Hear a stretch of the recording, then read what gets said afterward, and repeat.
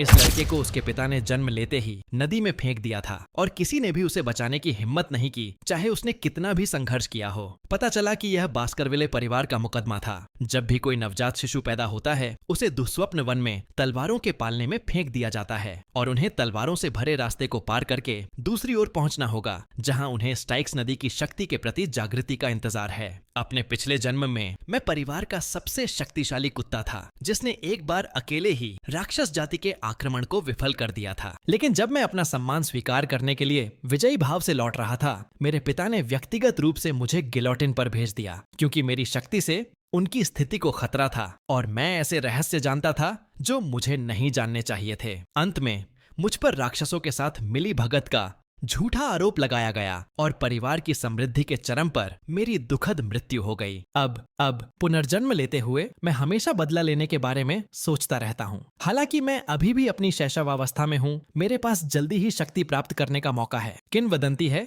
कि जो बच्चे स्टाइक्स नदी में डूब जाते हैं, उनका शरीर लोहे जैसा मजबूत हो जाता है। पिछले जन्म में एक कमीने के रूप में मुझे मेरे सगे भाई बहनों द्वारा बहिष्कृत कर दिया गया था और मुझे यह शक्ति प्राप्त नहीं हुई थी। इस बार मैं सबसे पहले वहां पहुंचूंगा और स्टाइक्स नदी द्वारा दी गई सारी शक्ति अपने लिए ले लूंगा।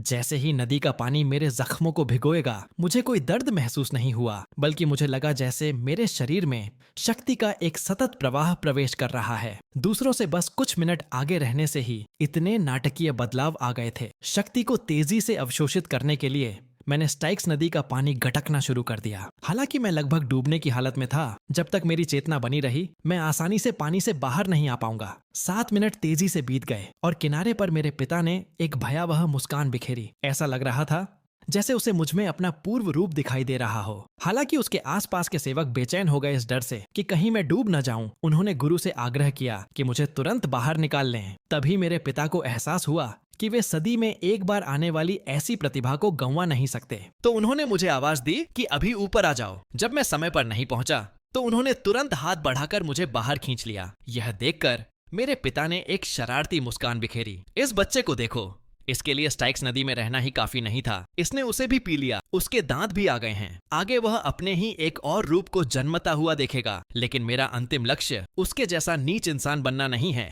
मेरा लक्ष्य अपने ही हाथों से अपने परिवार को नष्ट करना है तथा यह सुनिश्चित करना है कि बास्करविल्स इतिहास से हमेशा के लिए मिट जाएं। जब मैं फिर से उठा तो मैं पहले से ही नर्सरी में वापस आ चुका था। मुझे पता भी नहीं था कि एक अनजान खतरा धीरे धीरे मेरे पास आ रहा था। एक नौकरानी मेरे सामने एक खजाने का संदूक लेकर आई, लेकिन उसने कुछ नहीं कहा। उसने बस संदूक को बिस्तर पर रख दिया और कमरे से बाहर चली गई। मैं यह जानने को उत्सुक था कि अंदर क्या है, लेकिन जब संदूक अपने आप खुल गया और रक्त लाल मुंह वाले 2 विषैले सांप बाहर निकले तो मैं अचंभित रह गया। लगता है कोई मेरी प्रतिभा से जल रहा था और मुझे बड़े होने से पहले ही मार डालना चाहता था। पर मेरी जिंदगी मेरी है, भाग्य नहीं। मैं अपना बदला पूरा किए बिना इतनी आसानी से नहीं गिरूंगा। 2 सांपों के तेज हमले का सामना करते हुए मुझे जरा भी डर नहीं लगा, बल्कि मैंने दोनों हाथों से उनकी 7 इंच की जगह पकड़ ली और स्टाइक्स नदी से मिली ताकत का इस्तेमाल करते हुए उन्हें मसालेदार पट्टियों की तरह फाड़ डाला। सुबह जल्दी ही हो गई और मेरे टूटे हुए शरीर को लेने आए। सभी सेवक जो कुछ उन्होंने देखा उसे देखकर दंग रह गए। न केवल मुझे सांपों ने काट कर नहीं मारा था, बल्कि मैं पूरी तरह से ठीक था, क्योंकि मैंने पूरी रात उनके अवशेषों के साथ बिताई थी। उस दिन से शिशुगृह में शिशुओं की देखभाल करने वाली सभी परिचारिकाओं को फांसी दे दी गई। उन्हें ऐसा करने का आदेश किसने दिया था, यह तो तय है जो अनजान ही रहा। सिर्फ मैं, जो अभी बड़ा होने वाला शिकारी कुत्ता था, सच्चाई को समझ पाया। पलक झपकते ही 8 साल बीत गए और मैंने अपना सीखने का दौर शुरू किया। हालांकि मैं यह सब पहले भी अनुभव कर चुका था, लेकिन जब मैंने सुना कि मेरे पिता की तलवारबाजी अब तलवारबाजी के उस स्तर तक पहुंच गई है, तो मैंने सोचा मुझे अभी भी थोड़ा दबाव महसूस हो रहा था। लगता है मुझे अपनी पिछली जिंदगी की वो ताकत वापस पा लेनी चाहिए जो मुझे बालिग होने के समारोह से पहले मिली थी। स्टाइक्स नदी के बपतिस्मा से गुजरने के बाद न केवल मुझे एक मजबूत शरीर प्राप्त हुआ, बल्कि मेरी बुद्धि भी आइंस्टीन के सबसे समृद्ध काल से भी आगे निकल गई। मैं पैदा होते ही अकेले ही 2 जहरीले सांपों को हरा सकता था। नतीजतन परिवार में मुझे राक्षस समझा जाता था। मेरे बगल में बैठे 3 पीले बालों वाले लड़के वही थे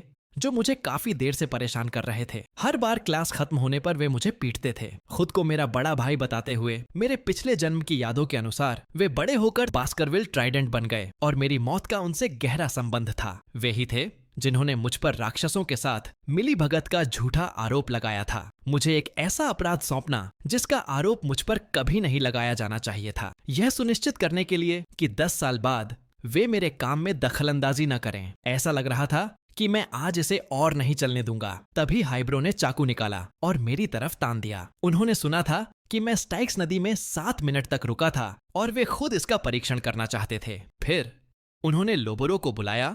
उसने मेरे मुंह और नाक को अपने हाथों से ढक दिया। उन्होंने कहा कि अगर मैं 3 मिनट तक रुका रहा तो वे मुझे जाने देंगे। कहते हैं बच्चे और भी ज्यादा क्रूर होते हैं, और यह कहावत बिल्कुल सच थी। इसलिए मैंने उनके साथ खेलने का फैसला किया। मेरे सामने वाले दोनों लोग अभी भी इतरा रहे थे, क्योंकि उन्हें विश्वास नहीं हो रहा था कि कोई इंसान इतनी देर तक अपनी सांस रोक सकता है। 3 मिनट बीतने के बाद उनके चेहरे धीरे धीरे असहज होने लगे। 10 मिनट बाद ही उन्हें एहसास हुआ कि उन्होंने वाकई गलत इंसान के साथ पंगा ले लिया है। लेकिन जैसे ही उन्होंने मुझे जाने देने का फैसला किया, मैं इस मामले को इतनी आसानी से कैसे शांत होने दे सकता था। फिर मैंने लोबोरो की उंगली काट ली। अन्य 2 को चेतावनी देते हुए कहा कि आज किसी को अपने शरीर से कुछ खोना होगा, अन्यथा उनका अंत अच्छा नहीं होगा। हाइब्रो तुरंत गुस्से से आग बबूला हो गया। चाकू पकड़कर मुझ पर टूट पड़ा। उसे हैरानी हुई कि मैंने बचने की जहमत भी नहीं उठाई। उसे उस लौह शरीर का अनुभव करने दे रहा था जो स्टाइक्स नदी ने मुझे दिया था। फिर मैंने उसका हाथ पकड़ लिया और उसे तीखी नजरों से देखा, यह कहते हुए कि चलो देखते हैं कि तुम मुझे संभाल सकते हो या नहीं। फिर मैंने हाइबोरो के चेहरे पर एक जोरदार मुक्का मारा। यह देखकर मिडिलबरो ने अपने भाइयों के लिए जवाबी कार्रवाई करने की कोशिश की, लेकिन इससे पहले कि वह कुछ कर पाता, मेरे पैर ने उसे पहले ही झकझोर दिया था। यह देखकर कि वे तीनों प्रतिरोध करने में असमर्थ हैं, मैंने चाकू उठाया और उनके सामने फेंकते हुए कहा, मैं उदारता दिखाऊंगा और तुम में से किसी एक को तुरंत जाने दूंगा। वह कौन होगा यह आप खुद तय कर सकते हैं। उन तीनों ने एक क्रूर और अमानवीय लड़ाई शुरू करने से पहले एक दूसरे को देखा। मुझे नहीं पता कि उस दौरान क्या हुआ था, लेकिन मुझे पता था कि आने वाले दिनों में तथाकथित बास्करविले ट्राइडेंट का अस्तित्व नहीं रहेगा। कुछ ही देर बाद बटलर ने ह्यूगो को इसकी सूचना दी। शुरू में तो वह बस इतना बताना चाहता था कि मैंने सभी लिखित परीक्षाओं में प्रथम स्थान प्राप्त किया है, लेकिन जब उन्होंने 5 दिनों में होने वाली प्रायोगिक परीक्षा का जिक्र किया तो उन्हें मेरे और अन्य युवा मास्टर्स के बीच विवाद का मुद्दा उठाना पड़ा। हालांकि तीनों घायलों का इलाज हो गया और वे ठीक हो गए, लेकिन उनके मनोबल पर गहरा असर पड़ा। उस पल से जब वे मिले तो वे चुप हो गए और उनका कभी गर्वित व्यक्तित्व अब डरपोक हो गया। ह्यूगो मेरे उन तीनों को बिना किसी कठिनाई के हराने के प्रदर्शन से हैरान था। उन्होंने तुरंत बटलर के जरिए मुझे बुलाया और पूछा कि क्या मैंने तीनों बच्चों को अपंग बना दिया है। मैंने इसकी पुष्टि करते हुए कहा, यदि आप उन भाइयों की बात कर रहे हैं तो मेरा मानना है कि तब से उन्हें उचित चिकित्सा उपचार मिल रहा है। मूलतः मेरे पिता को तीनों भाइयों से बहुत उम्मीदें थीं, क्योंकि जब वे एक साथ अभिनय करते थे तो उनकी शारीरिक क्षमताएं अपने साथियों के बीच अद्वितीय होती थीं, लेकिन अब उनका रिश्ता पूरी तरह से टूट चुका था। मेरे पिता ने दावा किया कि मैं गलत था और मेरे आने से पहले ही तीनों भाई पहले ही उसके पास आकर कह चुके थे कि वे मुझे क्षमा कर देंगे। यह सुनकर मेरा चेहरा तुरंत काला पड़ गया। मैं अपनी ताकत से उन्हें आसानी से कुचल सकता था। इसका मतलब था कि मैं और भी ज्यादा ताकतवर था। आखिरकार माफी तो बस एक बहाना है उन कमजोरों के लिए जो बदला नहीं ले सकते। मेरे पिता मेरी प्रतिक्रिया से बहुत प्रसन्न हुए, जैसे ताकत का सम्मान किया जाता है। साथ ही यह बास्करविले परिवार का भी एक नियम था। मुझे पुरस्कृत करने के लिए मेरे पिता ने बटलर को आदेश दिया कि वह मुझे स्नैक्स पेंट्री में ले जाए ताकि मैं अपनी पसंद का खाना चुन सकूं। जाने से पहले मेरे पिता ने मुझे यह भी याद दिलाया कि 5 दिन बाद होने वाली प्रैक्टिकल परीक्षा में अपने सीधे सादे भाइयों से न हार जाऊं। मैंने उत्तर दिया, जी हाँ महाराज, लेकिन मैं वास्तव में यह कहना चाहता था कि हारना कभी संभव नहीं था। माहौल बदला और मैं खाद्य भंडारण गोदाम में पहुंच गया। यह सुनकर कि मुझे चॉकलेट चाहिए, बटलर ने तुरंत शेफ को सबसे अच्छी चॉकलेट लाने का निर्देश दिया। हालांकि इसके बाद मैंने जो कहा उससे वहां मौजूद सभी लोग पूरी तरह से असमंजस में पड़ गए। मैंने उनसे कहा कि मुझे तैयार उत्पाद नहीं चाहिए, बल्कि बिना प्रोसेस किए हुए कोको बीन्स थे, और वो सबसे कड़वी किस्म के थे। उन्होंने कोको पीने के ऐसे तरीके के बारे में पहले कभी नहीं सुना था। फिर भी शेफ ने मेरी बात मान ली और सबसे तीखे स्वाद वाले ब्लड बीन्स ले आए। इनमें से एक बीन्स से 100 लीटर चॉकलेट बन सकती थी। इसे चखने के बाद मुझे यह असहनीय रूप से कड़वा लगा। यह ऐसी चीज थी जिसे कोई इंसान नहीं खा सकता।